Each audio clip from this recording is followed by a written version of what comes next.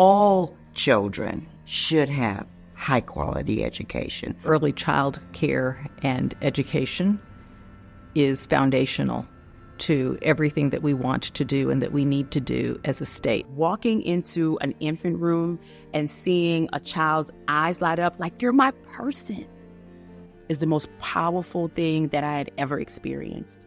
At the time I started this, if you said early childhood education to a legislator, to a state board Bessie member, they thought you were talking about pre-K. But the research has forced us to understand that children, even as babies in the womb, can learn if they're presented with the kind of education that will prepare them to be pre-K ready. Early learning centers are not babysitting services. The fact is that we are the brain architects of early learning. It was perceived to be childcare for parents on welfare that had to work. There was nothing about education or a notion of brain development. At the Louisiana Policy Institute for Children, we really seek to be a go-to source of research and data for policymakers and for the general community and public. I know that if we want to create a Louisiana where our kids and grandkids can stay, two things have to happen. We have to have a healthy economy, and we have to have the conditions where people want to raise their families.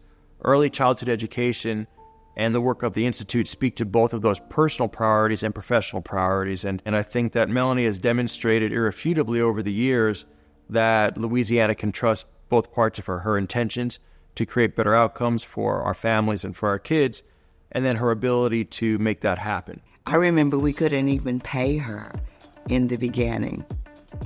And she was steadfast in making the Policy Institute the go-to institute that it is today. My goal was, one, to have an organization that we led with data and research, and advocacy came behind it, that we could be trusted because our funding did not hamper what we could say and how we would say it. She felt it was so powerful that our voice needed to be heard. She was one of the first people to empower us to say, no, this is what the true cost of care is. This is what you should be getting, and we're going to find everybody that can give it to you from the state, but philanthropy dollars, whatever it takes. An organization that just does policy is very difficult to sustain.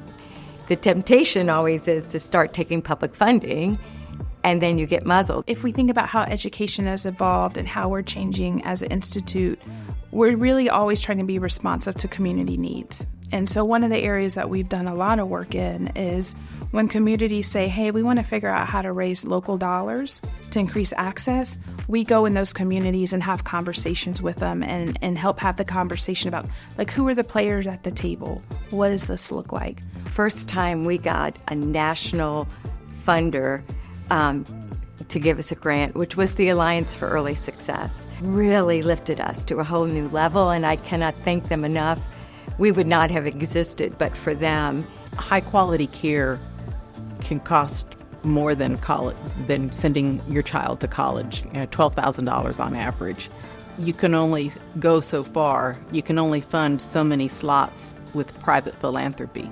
I would love to say the second milestone in terms of winning battles on the ground was our Losing Ground report, which Entergy funded. Data is king. And when we support the funding of reports like the Losing Ground report, it provides ammunition for LPIC to tell their story where it matters, in Washington, in Baton Rouge, in town halls.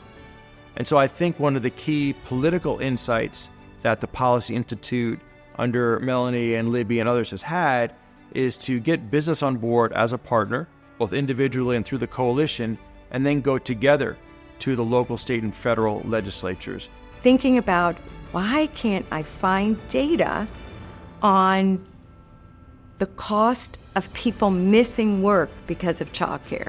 I realized no one has it because people never say the truth, because they're not allowed to miss work because of childcare. We know that parents are going to be able to take on responsibilities and new projects and assume greater responsibility within the company if they know that their child is well cared for. So GoFar was born out of Louisiana Policy Institute for Children alongside Wilcox Academy for Early Childhood Education. Those two organizations came together and recognized that there was a need to bring the systems in Louisiana together so they can provide better services for families. What GoFar does for the community is it provides local community organizations an opportunity to come to the table with parents, right? And so I kind of envision it like a circle, and the parents are kind of the nucleus in the circle. And then you have all of these organizations all around the parent, and everyone's just leaning in and listening to what those parents' needs are, right? What their children's needs are. Our founder and legislators from New Orleans helped create the Early Childhood Education Fund back in 2017, and that fund offered a 2-for-1 match. So for every $2 that a local put in, if there was money in that fund, they got a $1 match. And then in 2019, we were able to change that fund to a 1-to-1 match. April 30th, 2022, when the ground shifted and the city of New Orleans voted yes to increase access to quality early care and education for infants and toddlers.